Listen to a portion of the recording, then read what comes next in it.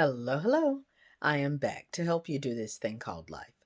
We've been talking about Jesus, his temptations, his emotions, and now we are really getting into the place where we see his humanity coming into play.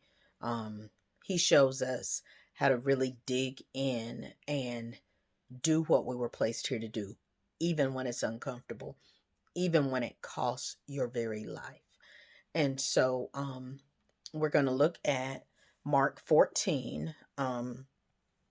We're right in the around the 30 39th verse, but I do want to backtrack just a tad. And there was something that I was reminded of also. He went back and saw the Peter, James, and John asleep, but he called out Peter. And I said that it was because he had certain expectations. Like, you know your folk, especially if they're in your inner circle, you know them. And there are just some things that you come to expect from them. And I need you to know that whatever that thing is that people expect from you, that's why you might get called out when somebody else doesn't. Because there is a certain thing that you do. Um, So you are held to a different standard. It may not necessarily be a higher standard, but it may be a different standard because we'll see later that there are some things that John gets called out for because, again, Jesus knows who he has around him. Okay. So just wanted to point that out. And that's with you. God might hold you to a different standard in some areas, as well as those people in your life. All right. So, um, it might not be fair, so to speak, but it's right. So suck it up and do what you're expected to do or what you're called to do. Okay. Do what you're called to do. Because we're going to find out in a minute. Like, let me read and I get back to it. So the 39th verse says, he, talking about Jesus, this is the amplified version today. He went away again and prayed, saying the same words. And again, he came back and found them sleeping because their eyes were very heavy and they did not know how to answer him. He came back a third time and said to them, "Are you still sleeping and resting? Enough of that. The hour has come. Look, the Son of Man is being betrayed into the hands of sinners. Get up, let us go. Look, my betrayer is near." So, in layman's terms, today's language, he went back and prayed again. And in some version, you can read the different gospels to see little nuances that are different.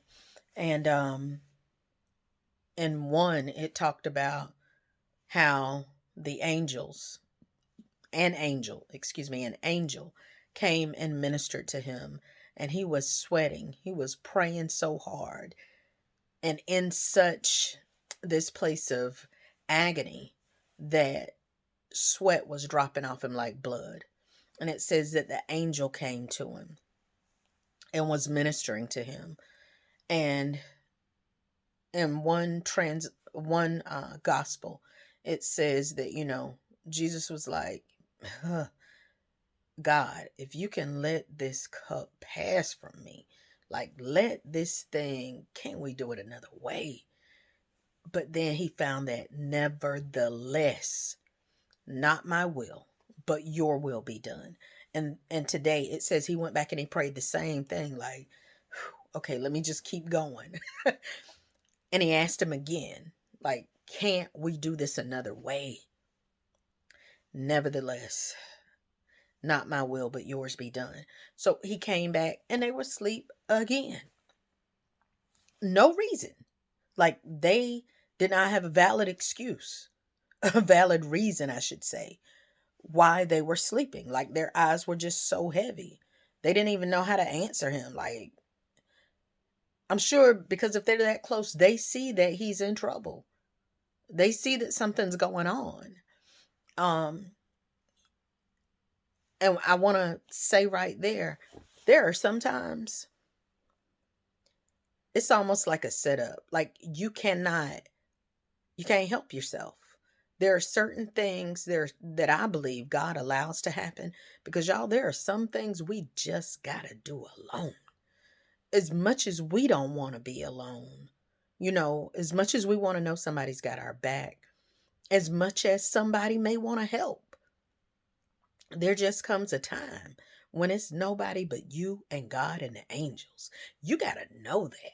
There comes a time when people cannot help you, despite how bad they want to, despite how bad you want them to.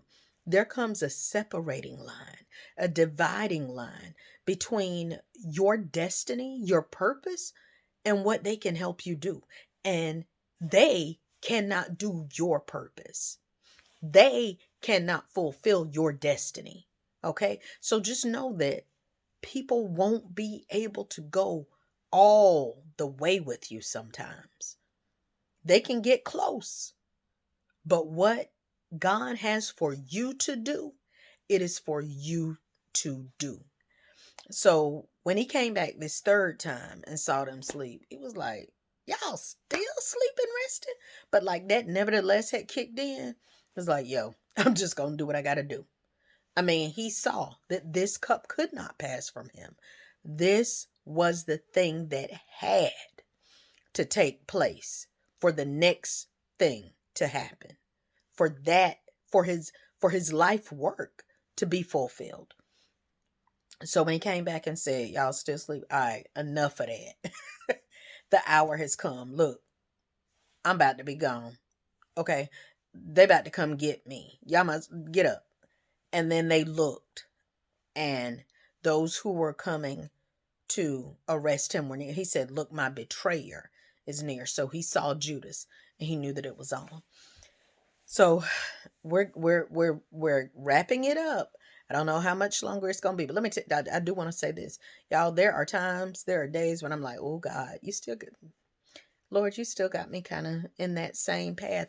It is he does, and what I'm learning, everybody may not see everyone. So I'm believing that whoever sees whatever is getting what they need.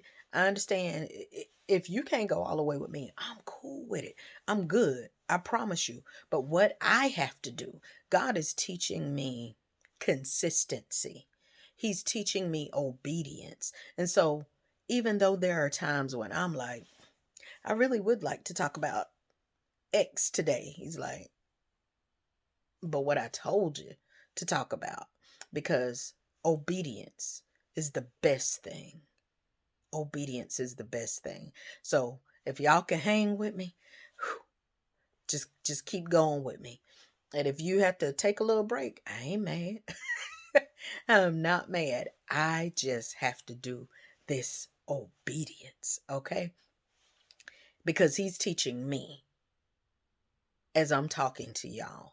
He's teaching me how to walk this thing out and how to do the thing we don't want to do, because that's the thing he's commanded us to do. And I just know that it's going to pay off after a while. Y'all, this has been One Moment with Marcy. I'll be back tomorrow with another moment of momentum producing inspiration. In the meantime, stay encouraged and remember, you got to flutter before you can fly, but flying is in your future. I love you.